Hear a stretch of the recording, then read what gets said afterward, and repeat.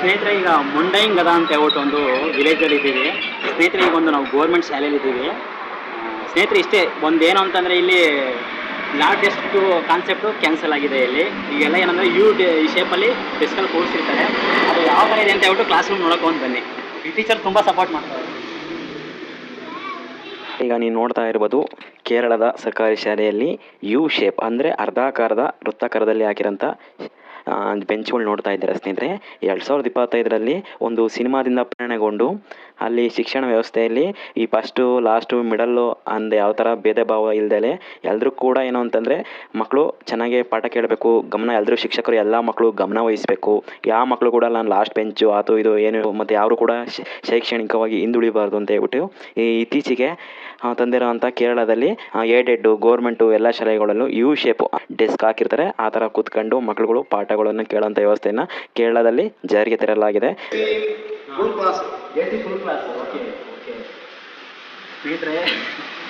ಸರ್ಕಾರಿ ಶಾಲೆ ಒಳಗೆ ನೋಡಿ ಏನೇನು ಫೆಸಿಲಿಟಿ ಇದೆ ಕೇರಳ ಅಂತೇಳಿ. AC ಕೂಡ ಇದೆ, ಪ್ರೊಜೆಕ್ಟ್ ಇದೆ, ಒಳ್ಳೆ ನೀವು ಪೇರೆಂಟ್ಸ್ ಮೀಟಿಂಗ್ ಎಲ್ಲ ಮಾಡ್ತಾ ಇದ್ದಾರೆ. ಒಳ್ಳೆ ಬೆಳವಣಿಗೆ ನಿಜವಾಗ್ಲೂ ಕೂಡ. ಈ ಶಾಲೆಗಳು ನಮ್ಮ ಕರ್ನಾಟಕದಲ್ಲ ಮುಚ್ಚೋ ಥರ ಪರಿಸ್ಥಿತಿ ಬಂದಿದೆ, ಮುಚ್ತಾ ಇದೆ ಶಾಲೆಗಳೆಲ್ಲ.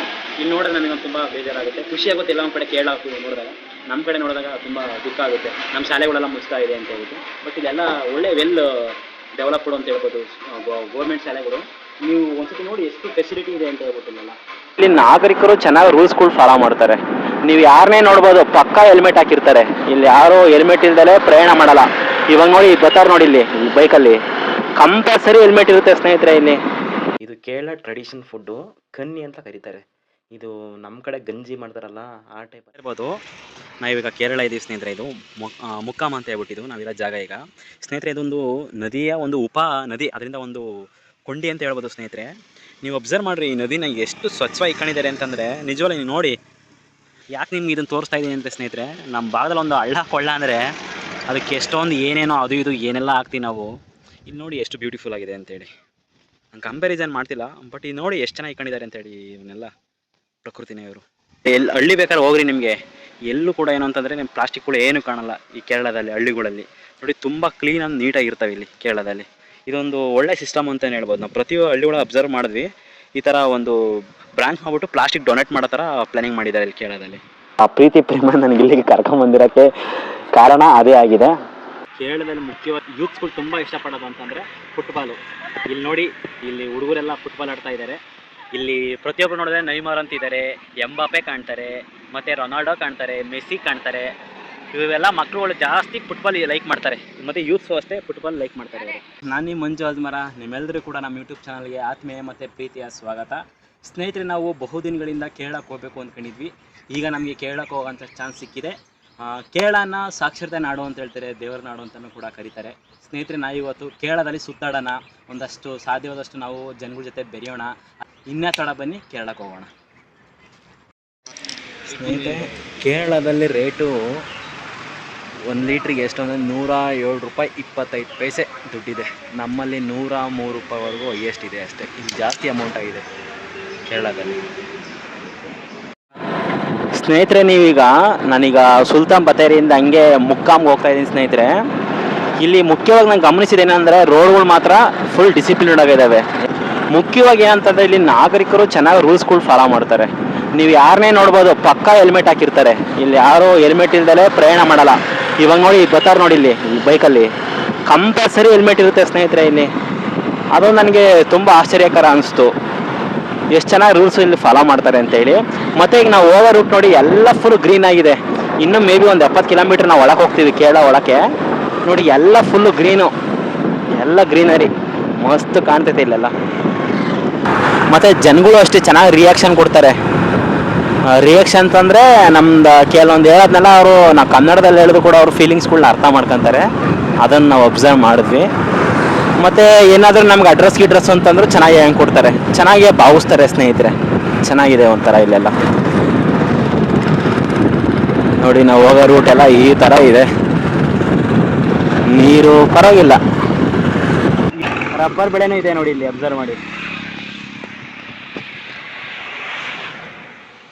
ರಬ್ಬರ್ ನೋಡಿ ಈ ಥರ ಎಲ್ಲ ಬೆಳೆಸಿರ್ತಾರೆ. ಮತ್ತು ಅಲ್ಲಿ ನೋಡಿ ಪ್ರೊಸೆಸಿಂಗ್ ಮಾಡ್ತಾರೆ ರಬ್ಬರು. ಅದು ಏನು ಸ್ಟೋರೇಜ್ ಆಗಿರುತ್ತೆ ರಬ್ಬರಲ್ಲಿ ಪ್ರೊಸೆಸಿಂಗ್ ಮಾಡ್ತಿದ್ದಾರೆ ಅಲ್ಲಿ. ಸ್ನೇಹಿತರೆ, ಈಗ ನೀವು ನೋಡ್ತಾ ಇರ್ಬೋದು, ಇದು ಕೇರಳ ಟ್ರೆಡಿಷನ್ ಫುಡ್ಡು, ಕನ್ನಿ ಅಂತ ಕರೀತಾರೆ. ಇದು ನಮ್ಮ ಕಡೆ ಗಂಜಿ ಮಾಡ್ತಾರಲ್ಲ ಆ ಟೈಪಲ್ಲೇ ಇದು ರೈಸಲ್ಲಿ ಅದು ಗಂಜಿ ಮಾಡ್ತಾರೆ ಸ್ನೇಹಿತರೆ. ಮತ್ತು ಹಪ್ಳ ಕೊಡ್ತಾರೆ, ಜೊತೆಗೆ ಒಂದು ಪಲ್ಯ ಕೊಡ್ತಾರೆ, ಉಪ್ಪಿನಕಾಯಿ ಕೊಡ್ತಾರೆ, ಅದು ಕಾಂಬಿನೇಷನ್ ಅಂತೇಳಿ. ಸ್ನೇಹಿತರೆ, ಇದು ಸ್ನೇಹಿತು ಮಸ್ತಿದೆ ಅಂತೇಳಿ ಚೆನ್ನಾಗೆ ತಿಂದು ಹಿಡಿತಾ ಇದ್ದಾನೆ. ಮತ್ತು ಇನ್ನೊಂದೇನು ಅಂತಂದರೆ ಒಳ್ಳೆ ಸೈಡ್ಸು ಸೂಪರಾಗಿ ಕೊಟ್ಟಿದ್ದಾರೆ ಅಂತ ಹೇಳ್ದ. ಜೊತೆಗೆ ಏನು ಹೇಳ್ತಾನೆ ಅಂತಂದರೆ, ನನ್ನ ಪಕ್ಕದಲ್ಲಿ ಎಂಥ ನೇಚರಲ್ಲಿ ನಾವು ಊಟ ಮಾಡ್ತಿದ್ದೀವಿ ನೋಡು ಅಂತ ಅವನು ಹೇಳ್ದ. ನಾವು ಒಂದು ಒಳ್ಳೆ ಹೋಟ್ಲಿಗೂ ಸೆಲೆಕ್ಷನ್ ಮಾಡಿ ಒಳ್ಳೆ ಜಾಗಕ್ಕೆ ಹೋದ್ವಿ. ನಿಜವಾಗ್ಲೂ ಕೂಡ ತುಂಬ ಸಂತೋಷ ಆಯಿತು, ಎಂಥ ಅವಕಾಶ ನಮಗೆ ಸಿಕ್ತಲ್ವಾ ಅಂತೇಳಿ. ಸ್ನೇಹಿತರೆ, ನನಗೆ ಐಟಮ್ ಎಲ್ಲ ಕೊಟ್ಟಿದ್ರಲ್ವ, ಆ ಕನ್ನಿ ಏನಾಯಿತು ಅಂದರೆ ಅದರಲ್ಲಿ ಉಪ್ಪಿರಲಿಲ್ಲ. ನಾವು ಉಪ್ಪೆಲ್ಲ ಹಾಕೊಬೇಕಾಗುತ್ತೆ. ನಾನೇನು ಮಾಡಿದೆ ಅಂದರೆ ಎಲ್ಲರೂ ಕೊಟ್ಟಿದ್ದೆಲ್ಲ ಸೈಡ್ಸ್ ಎಲ್ಲ ನನ್ನ ರೈಸ್ಗೆ ಆ ಕನ್ನಿ ಒಳಗೆಲ್ಲ ಮಿಕ್ಸಿಂಗ್ ಮಾಡಿ ನಾನೇನು ಮಾಡಿದೆ, ಇವದೋಪ್ ಮಾಡ್ಕೊಂಡು ತಿಂದೆ. ಆಮೇಲೆ ಉಪ್ಪು ಹಾಕೊಂಡು ತಿಂದೆ. ಅದು ಯಾವ ಥರ ನನಗೆ ಅಂದರೆ ಒಂಥರ ಓಕೆ ಓಕೆ ಅನಿಸ್ತಿತ್ತು. ಅದು ಯಾವ ಥರ ನಂಗೆ ಫೀಲ್ ಕೊಡ್ತು ಅಂತಂದರೆ, ಸೇಮ್ ನಮ್ಮದು ಏನು ಸಪ್ಪೆ ಹೆಸ್ರು ಇರುತ್ತೋ ಆ ಥರ ಫೀಲ್ ಕೊಡ್ತು. ಆದರೂ ಒಂಥರ ಮಸ್ತ್ ಟೇಸ್ಟ್ ಇತ್ತು ಸ್ನೇಹಿತರೆ ಇದಂತೂ. ನನಗೆ ಈ ಕೇರಳದಲ್ಲಿ ಬಂದ್ಬಿಟ್ಟು ಇದನ್ನು ತಿಂದಾದ್ಮೇಲೆ ನನಗೆ ನಿಜವಾಗ್ಲೂ ಕೂಡ ತುಂಬ ಸಂತೋಷ ಆಯಿತು ಸ್ನೇಹಿತರೆ. ನೀವು ಹೋದಾಗ ಟ್ರೈ ಮಾಡಿ, ಮಿಸ್ ಮಾಡಬೇಡಿ.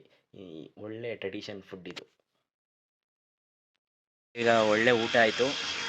ನಾವು ತಿಂದಿದ್ದು ಊಟಕ್ಕೆ ಎಷ್ಟಾಗಿರ್ಬೋದು ಅಂದ್ಕೊಂಡಿದ್ದೆ. ನಾವು ಸುಲ್ತಾನ್ ಬತ್ತೇರೆ ರಾತ್ರಿ ಊಟ ಮಾಡಿದ್ದು, ರೈಸ್ ತಿಂದಿದ್ದು 90-90 ರೂಪಾಯಿ ತಗೊಂಡಿದ್ರೆ ಸ್ನೇಹಿತು. ಇಲ್ಲಿ ಜಸ್ಟು 40 ರೂಪಾಯಿ. ಅಲ್ಲೆಲ್ಲ ಫುಡ್ ಎಲ್ಲ ಪ್ರಿಪೇರ್ ಮಾಡ್ತಾರೆ. ನೀವು ಇಲ್ಲಿಂದ ಹಿಂಗೆ ಹೋಗ್ಬಿಟ್ರೆ, ನಾನು ಇಲ್ಲಿ ಕೂತ್ಕೊಂಡಿದ್ದೆ, ಹಿಂಗೆ ಹೋಗ್ಬಿಟ್ರೆ ನೇಚರು ನೋಡಿ, ಮಸ್ತ್ ಇದೆ ನೇಚರ್. ಇಲ್ಲಿ ನೇಚರ್ ಪಕ್ಕದಲ್ಲೇ ಹೋಟೆಲು, ಸಖತ್. ಸ್ನೇಹಿತ ಹೆಂಗಿತ್ತು ಫುಡ್ಡು? ನಾನಂತೂ ಮಿಕ್ಸ್ಡ್ ಮಾಡ್ಕೊಂಬಿಟ್ಟೆ ಎಲ್ಲ. ಅದೊಂಥರ ನನಗೆ ಉಪ್ಸಾರು ಥರ ಟೇಸ್ಟ್ ಕೊಡ್ತು, ಚೆನ್ನಾಗಿದೆ. ಸ್ನೇಹಿತರೆ, ನಾವೀಗ ವೈನಾಡಿದ್ದೀವಿ. ಮತ್ತು ನಮ್ಮ ಗೆಳೆಯನ ತೋರ್ಸಪ್ಪ.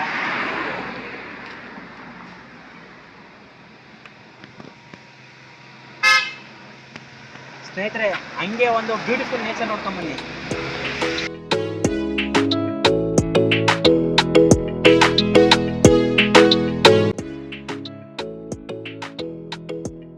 ಈಗ ನೀವು ನೋಡ್ತಾ ಇರ್ಬೋದು, ನಾವೀಗ ಕೇರಳ ಇದ್ದೀವಿ ಸ್ನೇಹಿತರೆ. ಇದು ಮುಕ್ಕಾಮ ಅಂತ ಹೇಳ್ಬಿಟ್ಟಿದ್ದು ನಾವಿರೋ ಜಾಗ ಈಗ.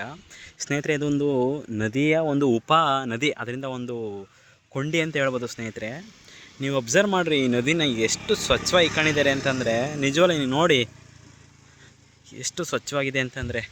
ಯಾಕೆ ನಿಮ್ಗೆ ಇದನ್ನು ತೋರಿಸ್ತಾ ಇದ್ದೀನಿ ಅಂದರೆ ಸ್ನೇಹಿತರೆ, ನಮ್ಮ ಭಾಗದಲ್ಲಿ ಒಂದು ಹಳ್ಳ ಕೊಳ್ಳ ಅಂದರೆ ಅದಕ್ಕೆ ಎಷ್ಟೊಂದು ಏನೇನೋ ಅದು ಇದು ಏನೆಲ್ಲ ಹಾಕ್ತೀವಿ ನಾವು.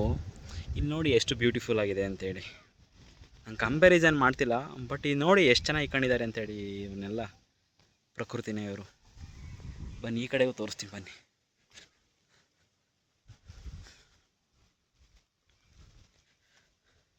ನೋಡಿ ಸ್ನೇಹಿತರೆ, ನಿಮಗೆಲ್ಲಾದರೂ ನೋಡಿ ಏನಾದರೂ ಒಂದೇ ಒಂದು ಪ್ಲಾಸ್ಟಿಕ್ ಕಾಣುತ್ತಾ ನೋಡಿ, ಸ್ವಚ್ಛವಾಗಿ ಇಟ್ಕೊಂಡಿದ್ದಾರೆ ಇಲ್ಲಿ.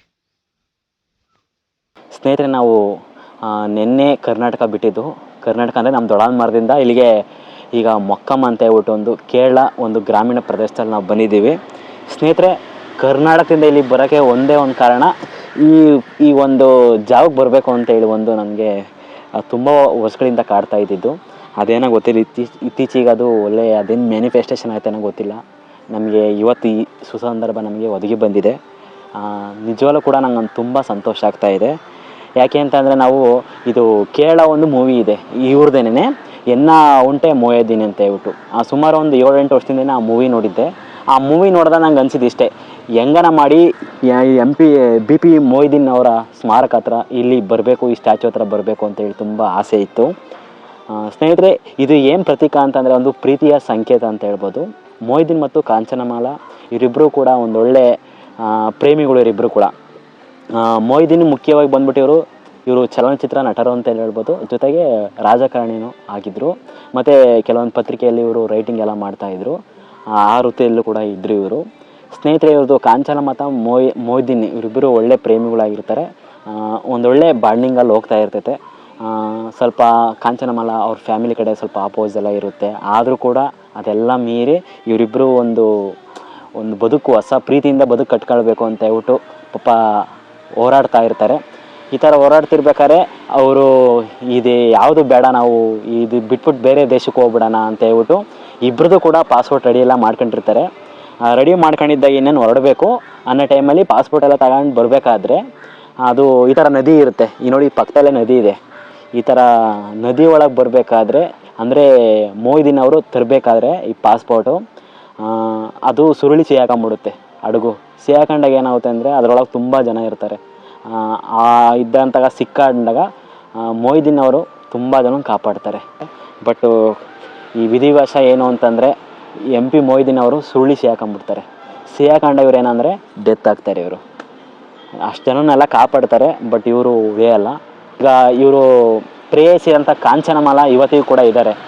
ಅವರು ಇಲ್ಲೇ ಒಂದು ಟ್ರಸ್ಟ್ ಮಾಡಿದ್ದಾರೆ. ಇವ್ರದ್ದು ಇಲ್ಲಿ ಒಂದಷ್ಟು ಮೆಮೊರೀಸ್ಗಳನ್ನೆಲ್ಲ ಒಂದು ಬಿಲ್ಡಿಂಗ್ನಲ್ಲೆಲ್ಲ ಮಾಡಿದ್ದಾರೆ. ನೀವು ಯೂಟ್ಯೂಬಲ್ಲಿ ನೋಡ್ಬೋದು. ಈ ಥರ ಇವ್ರದ್ದೇನು ಅಂತಂದರೆ ಈ ಒಂದು ಪವಿತ್ರವಾದ ಜಾಗಕ್ಕೆ ಮೊಯ್ದಿನ್ ಅವರನ್ನು ನೋಡಬೇಕು ಅಂತೇಳಿ ಕರ್ನಾಟಕದಿಂದ ನಾನು ಇಲ್ಲಿಗೆ ಬಂದಿದ್ದು. ಕಾರಣ ಇಷ್ಟೇ, ಈ ಒಂದು ಜಾಗಕ್ಕೆ ಕುತ್ಕೊಬೇಕು, ಇವ್ರದ್ದೊಂದು ನಿಮಗೆ ವಿಚಾರನ ತಿಳಿಸ್ಬೇಕು ಅಂತೇಳಿ ಸ್ನೇಹಿತರೆ. ನಿಜವಾಗ್ಲೂ ಕೂಡ ಇಲ್ಲಿ ಈ ಸ್ಮಾರಕಕ್ಕೂ ತುಂಬ ಒಳ್ಳೆ ಬೆಲೆ ಕೊಟ್ಟಿದ್ದಾರೆ ಇವರು. ಇಲ್ಲಿ ಚೆನ್ನಾಗಿ ಒಂದು ಒಳ್ಳೆ ಪಾರ್ಕ್ ಎಲ್ಲ ಮೇಂಟೈನ್ ಮಾಡಿದ್ದಾರೆ. ಜೊತೆಗೆ ಸುಮಾರು ಒಂದು ಕನಿಷ್ಠ ಅಂದರೆ ಒಂದು 600-700 ಕಿಲೋಮೀಟ್ರ್ ನಾವು ಅಲ್ಲಿಂದ ಬಂದ್ವಿ ಎಲ್ಲ ಸುತ್ತಾಕೊಂಡು. ಇಲ್ಲಿ ತುಂಬ ಖುಷಿ ಆಯಿತು ಸ್ನೇಹಿತರೆ. ಎಷ್ಟೆಲ್ಲ ನನ್ನಲ್ಲಿ ಎಷ್ಟು ಮೈಕೈ ನೋವಾಗಿರ್ಬೋದು, ಒತ್ತಡ ಆಗಿರ್ಬೋದು, ಈ ಬಿಸಿಲಾಗಿರ್ಬೋದು ಎಲ್ಲ ಇದ್ದರೂ ಕೂಡ ಈ ಜಾಗಕ್ಕೆ ಬಂದಮೇಲೆ ನನಗೆ ಮನಸ್ಸಿಗೆ ಒಂಥರ ತುಂಬ ಹಿತ ಅನಿಸಿದೆ. ಕಾರಣ ಇಷ್ಟೇ, ಒಂದು ಬ್ಯೂಟಿಫುಲ್ ಲವ್ ಸ್ಟೋರಿ ಮೂವಿಯಲ್ಲಿ ನೋಡಿದ್ದೆ, ಇವತ್ತು ರಿಯಲಾಗಿ ನೋಡೋ ಅಂಥ ಅವಕಾಶ ನನಗೆ ಸಿಕ್ಕಿದ್ದು ತುಂಬ ತುಂಬ ಖುಷಿಯಾಗಿದೆ ಸ್ನೇಹಿತರೆ. ಜೊತೆ ನಾನು ನಿಮಗೂ ಕೂಡ ತೋರಿಸಿದ್ದೀನಿ, ಅದಿನ್ನೂ ಖುಷಿಯಾಗಿದೆ ಸ್ನೇಹಿತರೆ. ಇದಿಷ್ಟು ಕೂಡ ನಿಮಗೂ ಎನ್ನ ಉಂಟೆ ಮೊಯ್ದಿನ್ ಅಂತ ಹೇಳಿ ಮೂವಿ ನೋಡಿರಿ, ನಿಮ್ಗೆ ಆ ಮೂವಿ ಒಳಗೆ ಇನ್ನೂ ಕೂಡ ಸವಿಸ್ತಾರವಾಗಿ ನಿಮ್ಗೆ ಇನ್ನೂ ಅರ್ಥ ಆಗುತ್ತೆ ನಮ್ಮ BP ಮೊಯ್ದಿನ್ ಅವರ ರಿಯಲ್ ಸ್ಟೋರಿ ಏನು ಅಂತೇಳಿ. ಮತ್ತು ಒಬ್ಬರು ಅದ್ಭುತವಾದಂಥ ಪ್ರೇಮಿ ಅಂತಲೇ ಹೇಳ್ಬೋದು. ನನಗೆ ಈ ಪ್ರೀತಿ ಪ್ರೇಮ ನನಗೂ ಕೂಡ ತುಂಬ ಇಷ್ಟ. ಆ ಪ್ರೀತಿ ಪ್ರೇಮ ನನಗೆ ಇಲ್ಲಿಗೆ ಕರ್ಕೊಂಬಂದಿರೋಕ್ಕೆ ಕಾರಣ ಅದೇ ಆಗಿದೆ. ನೀವು ಸಾಧ್ಯವಾದರೆ ಒಮ್ಮೆ ಈ ಕಡೆಗೆ ಬನ್ನಿ. ನಿಮ್ಗೊಂದೊಳ್ಳೆ ಇಲ್ಲಿ ನದಿ ಇದೆ, ಇದು ನದಿ ಪಕ್ಕದಲ್ಲೇ ಇವ್ರದ್ದು ಸ್ಮಾರಕ ಇದೆ. ನೋಡ್ಕೊಂಡು ನೀವು ಆರಾಮಾಗಿ ಕೇರಳದಲ್ಲಿ ಒಳ್ಳೊಳ್ಳೆ ಫುಡ್ ತಿನ್ಕೊಂಡು ಹೋಗ್ಬೋದು ಸ್ನೇಹಿತರೆ.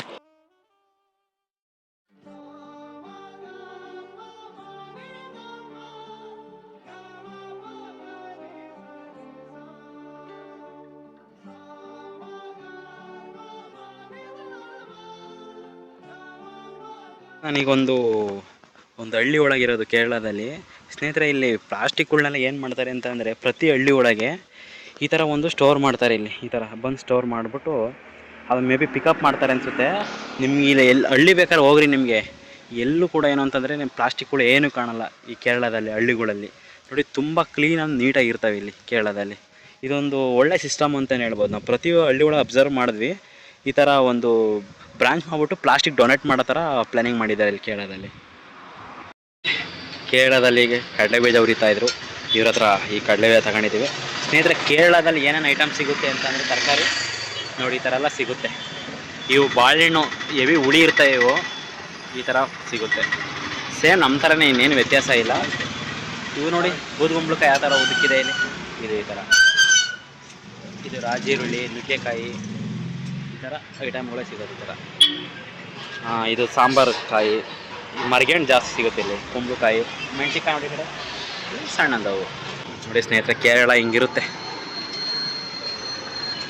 ಈ ಥರ.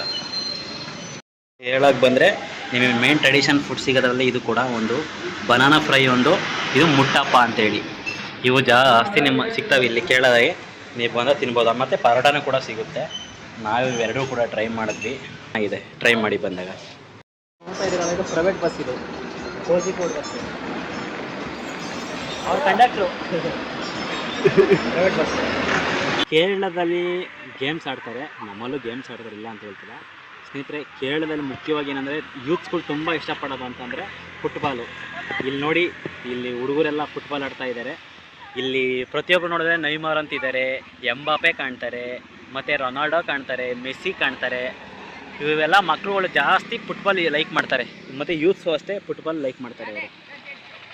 ನೋಡಿ ಸ್ನೇಹಿತರೆ, ಹಿಂಗೆಲ್ಲ ಮಕ್ಕಳು ಫುಲ್ಲು ಅವರು ನೋಡಿ ಆ ಫುಟ್ಬಾಲ್ಗೆ ಎಷ್ಟು ಡೆಡಿಕೇಶನ್ ಕೊಟ್ಟಾರೆ ಅಂತ ಆ ಡ್ರೆಸ್ ಕೋಡಲ್ಲೇ ಗೊತ್ತಾಗುತ್ತೆ ನಿಮಗೆ.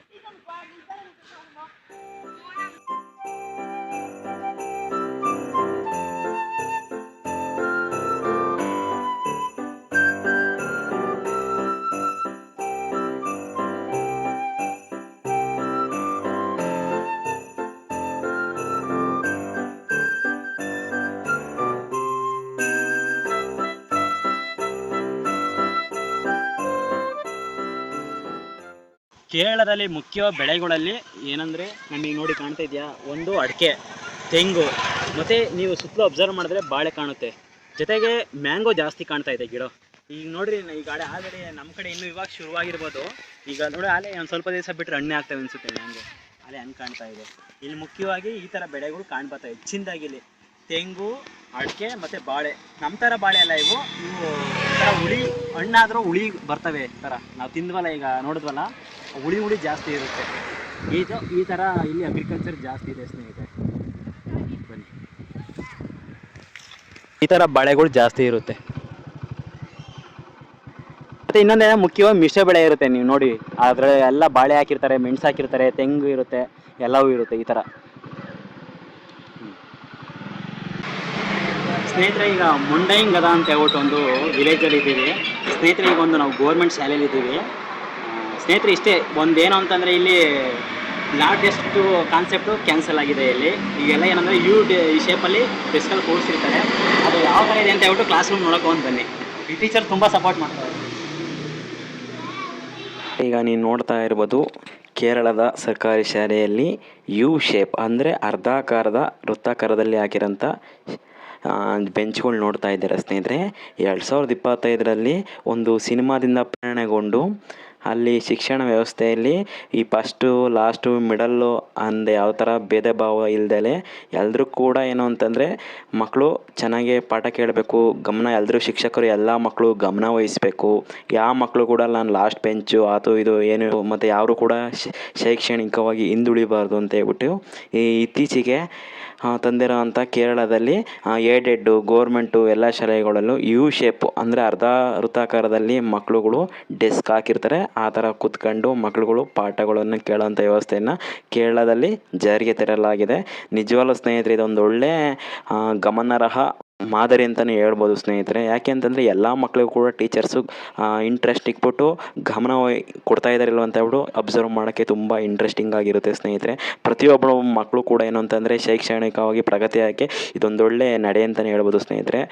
ನಿಜವಾಗ್ಲೂ ಕೂಡ ಈ ವ್ಯವಸ್ಥೆ ನಮ್ಮ ಕರ್ನಾಟಕದಲ್ಲೂ ಕೂಡ ಈ ಫಸ್ಟು ಸೆಕೆಂಡು ಮಿಡಲ್ ಅಂದಲೇ ಎಲ್ಲರೂ ಕೂಡ ಈಕ್ವಲ್ ಅಂತ ಹೇಳ್ಬಿಟ್ಟು ಈ ಯು ಶೇಪ್ ಈ ಕೇರಳ ಮಾದರಿಯ ಅರ್ಧ ವೃತ್ತಾಕಾರದಂತಹ ಡೆಸ್ಕ್ ವ್ಯವಸ್ಥೆನ ನಮ್ಮ ಕರ್ನಾಟಕದಲ್ಲೂ ಕೂಡ ಜಾರಿ ತರಬೇಕು. ನಮ್ಮ ಮಕ್ಕಳು ಕೂಡ ಶೈಕ್ಷಣಿಕವಾಗಿ ಪ್ರಗತಿಯನ್ನು ಹೊಂದಬೇಕು. ಅದರಿಂದಾಗಿ ಲಾಸ್ಟ್ ಬೆಂಚ್ ಕಲ್ಚರ್ನ ಕ್ಯಾನ್ಸಲ್ ಮಾಡಬೇಕು. ಇಲ್ಲಿ ತುಂಬ ಅಭಿವೃದ್ಧಿ ಆಗಿದೆ ಇಲ್ಲಿ ಶಾಲೆಗಳಲ್ಲೆಲ್ಲ. ನೀವು ಆ ಶಾಲೆ ಒಳಗೆ ನೋಡ್ತಾ ಇರ್ಬೋದು, AC ಇದೆ, ಫ್ಯಾನ್ ಇದೆ, ಮತ್ತು ಈಗ ರೀಸೆಂಟಾಗಿ ಪ್ರೊಜೆಕ್ಟ್ರು ಕೂಡ ಹಾಕ್ಸಿದ್ದಾರೆ. ಮಕ್ಕಳುಗಳು ಪ್ರೊಜೆಕ್ಟ್ರ್ ಮುಖಾಂತರ ಪಾಠ ಮಾಡೋಂಥ ವ್ಯವಸ್ಥೆನೂ ಕೂಡ ತಂದಿದ್ದಾರೆ. ವಿನೂತನವಾದಂಥ ಪ್ರಯೋಗಗಳು ಕೇರಳ ಸರ್ಕಾರಿ ಶಾಲೆಗಳಲ್ಲಿ ನಡೀತಾ ಇದೆ ಸ್ನೇಹಿತರೆ. ನಿಜವಾಗ್ಲೂ ಕೂಡ ಇದು ಮಾದರಿ ಅಂತಲೇ ಹೇಳ್ಬೋದು ಬೇರೆ ರಾಜ್ಯಗಳು ಕೂಡ. ಇದು ನಿಜವಾಗ್ಲೂ ಕೂಡ ಈಗ ಅಲ್ಲಿ ಶಿಕ್ಷಕರು ನಮ್ಗೆ ಏನು ಹೇಳ್ತಾ ಇದ್ದಾರೆ ಅಂತಂದರೆ, ನಮ್ಮ ಶಾಲೆಯಲ್ಲಿ ಫುಡ್ ವ್ಯವಸ್ಥೆ ಯಾವ ಥರ ಇರುತ್ತೆ, ಮತ್ತು ಫುಡ್ ಪ್ರಿಪ್ರೇಷನ್ ಎಲ್ಲಿ ಮಾಡ್ತೀವಿ ಅಂದರೆ ಅಲ್ಲೇ ಶಾಲೆಯಲ್ಲಿ ಫುಡ್ ರೆಡಿ ಮಾಡ್ತಾರಂತೆ. ಮತ್ತು ತಿಂಗಳಲ್ಲಿ 2 ಬಾರಿ ಚಿಕನ್ ವ್ಯವಸ್ಥೆ ಕೂಡ ಮಕ್ಕಳಿಗೆ ಇದೆಯಂತೆ. ನೋಡಿ, ಇದೆಂಥ ಒಂದು ಒಳ್ಳೆ ನಡೆ ಅಂತಲೇ ಹೇಳ್ಬೋದು. ನಮ್ಮಲ್ಲೂ ಈಗ ಮೊಟ್ಟೆ ಬಾಳೆಹಣ್ಣೆಲ್ಲ ಕೊಡ್ತಿರೋದು ಕೂಡ ಒಂದು ಒಳ್ಳೆ ವಿನೂತನ ಬೆಳವಣಿಗೆನೇ ಅಂತಲೇ ಹೇಳ್ಬೋದು ಸ್ನೇಹಿತರೆ. ಬಟ್ ಆದರೆ ಈ ಶಾಲೆಗಳಲ್ಲಿ ಮುಖ್ಯವಾಗಿ ಕೇರಳದಲ್ಲಿ ಪೇರೆಂಟ್ಸ್ಗಳು ಹೆಚ್ಚಿನದಾಗಿ ಸರ್ಕಾರಿ ಶಾಲೆಗೆ ಮಕ್ಕಳನ್ನ ಕಳಿಸ್ತಾ ಇದ್ದಾರೆ. ಈ ಒಂದು ಶಾಲೆಯಲ್ಲಿ 1ರಿಂದ 5ನೇ ತರಗತಿ ಇದೆ. ಇಲ್ಲಿ 150 ಮಕ್ಕಳುಗಳು ಈ ಶಾಲೆಯಲ್ಲಿ ಕಲಿತಾ ಇದ್ದಾರೆ. ಇದನ್ನು ಶಿಕ್ಷಕರು ನಮಗೆ ಮಾಹಿತಿ ಕೊಟ್ಟರು. ಮತ್ತು ಇನ್ನೂ ಪ್ರಮುಖ ವಿಚಾರಗಳನ್ನ ನಮಗೇನು ಅಂತಂದರೆ ಹೇಳಿದ್ರು. ಮುಖ್ಯವಾಗಿ ಕೇರಳ ಈ ಸರ್ಕಾರಿ ಶಾಲೆಗೆ ಮಕ್ಕಳನ್ನ ಕಳಿಸ್ತಾರಲ್ಲ, ಆ ಪೇರೆಂಟ್ಸ್ಗಳು ತುಂಬ ಶಾಲೆ ವಿಸಿಟ್ ಮಾಡ್ತಾರೆ, ಪೇರೆಂಟ್ಸ್ ಮೀಟಿಂಗ್ಗಳಿಗೆಲ್ಲ ಭಾಗವಹಿಸ್ತಾರೆ. ಇನ್ನು ಏನೆಲ್ಲ ಬದಲಾವಣೆ ಆಗಬೇಕು ಮತ್ತು ಮಕ್ಕಳು ಕಲಿಕೆಗೆ ಯಾವ ಥರ ನಾವು ಇನ್ನೂ ಸಹಕಾರ ಕೊಡಬೇಕು ಅಂತೇಳ್ಬಿಟ್ಟು ಎಲ್ಲರೂ ಕೂಡ ಇನ್ವಾಲ್ವ್ಮೆಂಟ್ ತುಂಬ ಚೆನ್ನಾಗಿದೆ. ನಾವು ಹೋದಾಗ STMC ಮೀಟಿಂಗ್ ಎಲ್ಲ ನಡೀತಾ ಇತ್ತು. ಪ್ರಾಂಶುಪಾಲರು ನಾನು ಮಾತಾಡಿಸಿದಾಗ ನಿಜವಾಗ್ಲೂ ಕೂಡ ಅವರು ತುಂಬ ಚೆನ್ನಾಗಿ ನಮಗೆ ಎಂಕರೇಜ್ ಮಾಡಿದ್ರು. ಮತ್ತು ಈ ಶಿಕ್ಷಕರು ಮಾತ್ರ ನಮಗೆ ತುಂಬ ಸಪೋರ್ಟ್ ಮಾಡಿ ನನಗೆ ತುಂಬ ಖುಷಿಯಾಯಿತು. ಈಗ ನೋಡಿ ಸ್ನೇಹಿತರೆ, ಅವರು ತೋರಿಸ್ತವ್ರೆ ಪ್ರೊಜೆಕ್ಟ್ರು ಕೂಡ ನಾವು ಆಲ್ರೆಡಿ ಇನ್ಸ್ಟಾಲ್ ಮಾಡಿದ್ದೀವಿ. ಇನ್ನೇನು ಕೆಲವು ದಿನಗಳಲ್ಲಿ ಪ್ರೊಜೆಕ್ಟ್ರು ಕೂಡ ಬರುತ್ತೆ. AC ಆಲ್ರೆಡಿ ಕೆಲವೊಂದು ಶಾಲೆಯಲ್ಲಿ ಆನ್ ಆಗ್ತಾ ಇದೆ, ಅದು ಯೂಸ್ ಆಗ್ತಾ ಇದೆ. ಇನ್ನೊಂದು ಕಡೆ ಈಗ ರೀಸೆಂಟಾಗಿ ಫಿಟ್ ಮಾಡಿದ್ದೀವಿ, ಅದು ಕೂಡ ಆಗುತ್ತೆ ಅಂತ ನಮಗೆ ಹೇಳ್ತಾ ಇದ್ದಾರೆ.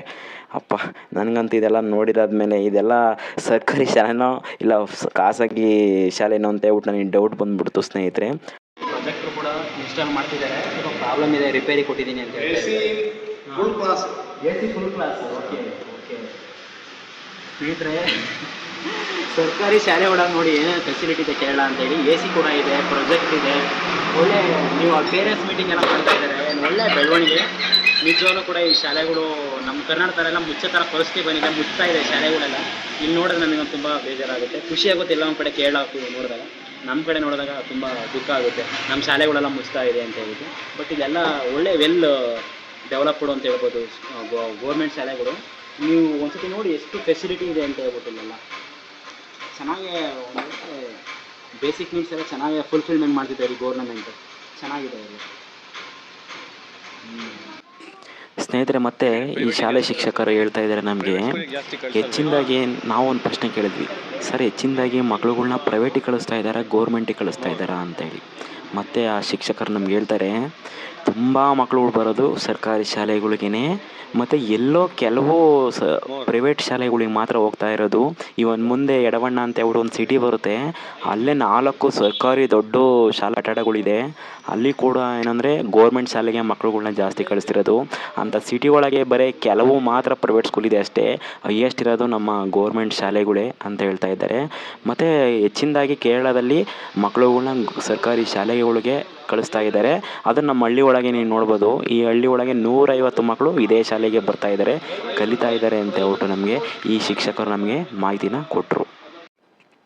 ಸ್ನೇಹಿತರೆ, ನನಗೆ ಈ ಕೇರಳದ ಸರ್ಕಾರಿ ಶಾಲೆಗಳನ್ನು ನೋಡಿದ ಮೇಲೆ ನನಗನ್ನಿಸಿದ್ದು, ನಮ್ಮ ಸರ್ಕಾರಗಳು ನಿಜವಾಗ್ಲೂ ಕೂಡ ಕೇರಳ ಮಾದರಿಯ ವಿನೂತನ ಪ್ರಯೋಗಗಳನ್ನ ಅಳವಡಿಸ್ಕೊಳ್ಬೇಕು ನಮ್ಮ ಕರ್ನಾಟಕದಲ್ಲಿ.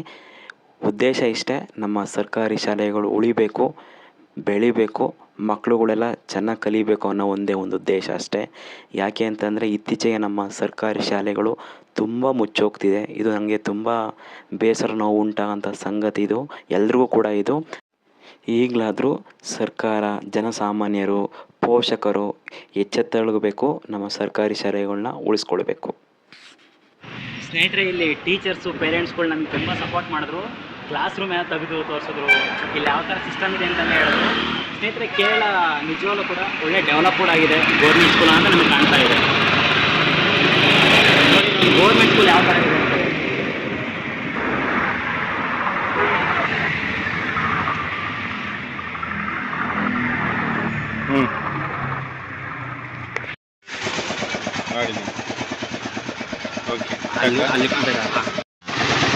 ಹೇಳಿರಿ ನಮ್ಮ ಸ್ವಲ್ಪ ಹೇಳಿರಿ. ನೋಡಿ ಸ್ನೇಹಿತರೆ, ಇದೆ ವಿನೆಗರ್ ಎಲ್ಲ ಹಾಕಿರೋ ಅಂಥ ತರಕಾರಿಗಳು, ನಮ್ಮ ಮ್ಯಾಂಗೋ ಇದೆಲ್ಲ ಇವೇ ಐಟಮ್ಗಳು. ವಿನೆಗರ್ ಆ್ಯಡ್ ಮಾಡ್ಬಿಟ್ಟು ನಮಗೆ ಕೊಡ್ತಾರೆ. ಈ ಥರ ಐಟಮ್ಗಳು ಇಷ್ಟು ಒಂದು 5-6 ಥರ ಐಟಮ್ ಸಿಗುತ್ತೆ ಬಸ್. ಸ್ನೇಹಿತರೆ, ಈಗ ನೀವು ಏನು ಆ ಡಬ್ಬಿ ಒಳಗೆ ಇಕ್ಕಿದ್ರ, ಅದು ವಿನೆಗರ್ ಮತ್ತು ಉಪ್ಪು ಮೆಣಸಿನ್ಕಾಯಿ ಎಲ್ಲ ಹಾಕ್ಬಿಟ್ಟು ವಿನೆಗರ್ ಇಕ್ಕಿರ್ತಾರೆ. ಅದು ಮುಂಚಿತವಾಗಿ ಬಾಯ್ಲ್ ಮಾಡಿರ್ತಾರೆ, ಆಮೇಲೆ ನಮಗೆ ಕೊಡ್ತಾರೆ. ಅದು ಒಂದು ಸೇಮ್ ಬೆಂದಿರುತ್ತಲ್ಲ, ತರಕಾರಿ ಥರ ಇರುತ್ತಲ್ಲ, ಬೆಂದೇ ಇರುತ್ತಲ್ಲ, ಆ ಥರ ಇರುತ್ತೆ. ಅದಕ್ಕೆ ಎಕ್ಸ್ಟ್ರಾ ನಾವು ಉಪ್ಪು ಖಾರ ಹಾಕೊಂಡು ತಿನ್ಬೋದು. ಚೆನ್ನಾಗಿರುತ್ತೆ ಸ್ನೇಹಿತರೆ. ನಮ್ಗೆ ಅವರು ಎಲ್ಲ ಥರ ಟೇಸ್ಟ್ ಮಾಡೋಕ್ಕೆ ನಮ್ಗೆ ಅವಕಾಶ ಕೊಟ್ಟರು. ಅಷ್ಟೆಲ್ಲ ಫುಲ್ ಟ್ರಯಲ್ ಮಾಡಿ ಬರೀ 30 ರೂಪಾಯಿ ತಗೊಂಡ್ರು. ತುಂಬ ಫ್ರೆಂಡ್ಲಿಯಾಗೆ ಚೆನ್ನಾಗಿ ಟ್ರೀಟ್ ಮಾಡಿದ್ರು ಅವ್ರ ಸ್ನೇಹಿತರೆ. ತುಂಬ ಖುಷಿ ಆಯಿತು. ನೀವು ಕೇರಳಕ್ಕೆ ಬಂದಾಗ ಇದೆಲ್ಲ ಟ್ರೈ ಮಾಡಿ, ಚೆನ್ನಾಗಿರುತ್ತೆ. ನೀವೇನಾದರೂ ಕೇರಳಕ್ಕೆ ಬಂದರೆ ನೀವು ಚೀಪ್ ಬಜೆಟಲ್ಲಿ ಏನಾದರೂ ನೀವು ಸ್ಟೇಯಿಂಗ್ ಆಗಬೇಕು ಅಂತಂದರೆ ಸ್ನೇಹಿತರೆ, KSRTC ಬಸ್ ಸ್ಟ್ಯಾಂಡ್ ಇರುತ್ತೆ ಕೇರಳ. ಇಲ್ಲಿ ಬಂದರೆ ನಿಮಗೆ ಇಲ್ಲಿ ಡಾರ್ಮೆಟ್ರಿ ಸಿಗುತ್ತೆ, ಇಲ್ಲಿ ಕಡಿಮೆ ದುಡ್ಡಲ್ಲಿರುತ್ತೆ, ಮತ್ತು ತುಂಬ ಚೆನ್ನಾಗಿರುತ್ತೆ. AC ಇರುತ್ತೆ, ಫ್ಯಾನ್ ಇರುತ್ತೆ. ನೀವು ಆರಾಮಾಗೆ ಸಂಜೆ 5:15 ಸ್ಟಾರ್ಟ್ ಆಗುತ್ತೆ, ಬೆಳಗ್ಗೆ 9 ಗಂಟೆಗೆ ಇಲ್ಲಿ ಕ್ಲೋಸ್ ಆಗುತ್ತೆ. ನೀವು ಆರಾಮಾಗಿ ಡಾರ್ಮೆಟ್ರಿಯಲ್ಲಿ ನೀವು ಆರಾಮಾಗಿ ಆಲ್ಟಿಂಗ್ ಆಗ್ಬೋದು. ಆ ಡಾರ್ಮೆಟ್ರಿ ಯಾವ ಥರ ಮಾಡಿದ್ದಾರೆ ಅಂತೇಳಿ, ಹಳೆ ಬಸ್ಗಳನ್ನ ಯಾವ ಥರ ಯುಟಿಲೈಸ್ ಮಾಡಿದ್ದಾರೆ, ಡಾರ್ಮೆಟ್ರಿ ಕನ್ವರ್ಟ್ ಮಾಡಿದ್ದಾರೆ ಅಂತೇಳಿ ನಿಮಗೆ ತೋರಿಸ್ತೀನಿ ಬನ್ನಿ ನಾನೀಗ. ನೋಡಿ ಸ್ನೇಹಿತರೆ, ನಾವಿರೋದು ಈಗ ಒಂದು ಕೇರಳ ಬಸ್ ಸ್ಟ್ಯಾಂಡಲ್ಲಿ. ಇದು ಸುಲ್ತಾನ್ ಬತ್ತೇರಿ ಅಂತೇಳಿ. ನೋಡಿ, ಇವೆಲ್ಲ ಹಳೆ ಬಸ್ಗಳೆಲ್ಲ ಏನು ಅಂತಂದರೆ ಡಾರ್ಮೆಟ್ರಿ ಕನ್ವರ್ಟ್ ಮಾಡಿದ್ದಾರೆ. 2, 4, 5 ಬಸ್ಗಳನ್ನ ಕನ್ವರ್ಟ್ ಮಾಡಿದ್ದಾರೆ. ಇದರಲ್ಲಿ ಒಂದು ಬಸ್ಸಲ್ಲಿ ಮಿನಿಮಮ್ ಅಂದರೆ ಒಂದು 10 ಜನ, 10ರಿಂದ ಒಂದು 15 ಜನ ಮಲಗ್ಬೋದು, ಆ ಥರ ವ್ಯವಸ್ಥೆ ಮಾಡಿದ್ದಾರೆ. ಅದು ಯಾವ ಥರ ಇದೆ ಅಂತೇಳಿ ನಿಮಗೆ ತೋರಿಸ್ತೀನಿ ಬನ್ನಿ. ಇದು ಎಂಟ್ರೆನ್ಸು. ಇದು ತಗೊಂಡು ಹಿಂಗೆ ಒಳಗೆ ಹೋಗಬೇಕು. ತಗೊಂಡು ಒಳಗೆ ಬಂದರೆ ನೋಡಿ ಸ್ನೇಹಿತರೆ, ಈ ಥರ ಡಾರ್ಮೆಟ್ರಿಗಳಿರುತ್ತೆ. ಸೇಮ್ AC ಬಸ್ ಯಾವ ಥರ ಇರುತ್ತೋ ಆ ಥರ ಇರುತ್ತೆ. ಮೇಲೆ ಕಂಫರ್ಟು, ಕೆಳಗೆ ಅಂತೇಳಿ ನೋಡಿ ಈ ಥರ ಇರುತ್ತೆ. ನೋಡಿ, ಇದು ನಾವು ಇದ್ದಿದ್ದು ಇಲ್ಲಿ, ಈ ಕಡೆ ಸ್ನೇಹಿತು, ಈ ಕಡೆ ನಾನಿದ್ದಿದ್ದು. ತುಂಬ ಚೆನ್ನಾಗಿದೆ. ಮುಖ್ಯವಾಗಿ ಇನ್ನೊಂದೇನು ಅಂತಂದರೆ ನಿಮಗೆ AC ಇರುತ್ತೆ, ಫ್ಯಾನು ಇರುತ್ತೆ, 2 ವ್ಯವಸ್ಥೆನೂ ಇರುತ್ತೆ. ಆರಾಮಾಗಿ ಆಲ್ಟಿಂಗ್ ಆಗ್ಬೋದು. ಮತ್ತು 1 ಅವರ್ ಎಕ್ಸ್ಟೆಂಡ್ ಆಗುತ್ತೆ ಏನು ಬಂದೇನು ಅವ್ರೇನು ಕೇಳಿಲ್ಲ, ನಮ್ದು ಅಲ್ಲೇ ಟೈಮ್ ಆಗೈತೆ 9-10 ಗಂಟೆ ಆಯಿತು. ಬಟ್ ತುಂಬ ಚೆನ್ನಾಗಿದೆ. ನೀವು ಯಾರನ್ನು ಕೇಳಕ್ಕೆ ಹೋದರೆ ಬಂದರೆ ನೋಡಿ, ಈ ಥರ ವ್ಯವಸ್ಥೆ ಎಲ್ಲ ಇರುತ್ತೆ, ಬಳಸ್ಕೊಳ್ಳಿ. ಕಡಿಮೆ ದುಡ್ಡು ಬಜೆಟ್ ಇರುತ್ತೆ. ನಮಗೀಗ 1 ಪರ್ಸನ್ಗೆ 160 ರೂಪಾಯಿ ಚಾರ್ಜ್ ಮಾಡಿದ್ದಾರೆ. ಚೆನ್ನಾಗಿರುತ್ತೆ, ಬಳಸ್ಕೊಳ್ಳಿ ಸ್ನೇಹಿತರೆ.